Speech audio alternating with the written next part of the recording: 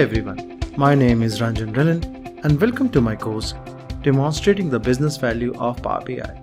I'm a data strategist with over 12 plus years of industry experience in the field of data analytics, which includes business intelligence, enterprise data warehouse, big data, data science, and management information system.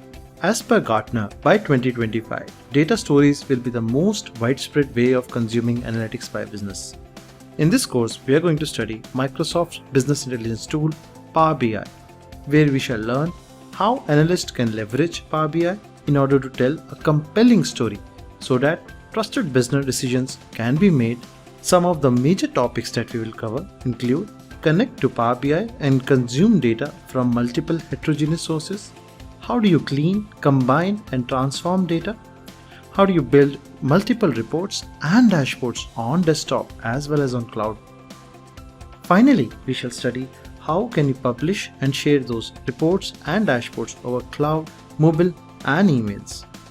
By the end of this course, you will realize how easy it is to generate reports and create data stories for your business using Microsoft Power BI tool. I hope you'll join me on this journey to learn Microsoft's Power BI with a Demonstrate Business Value with Power BI course at Pluralsight.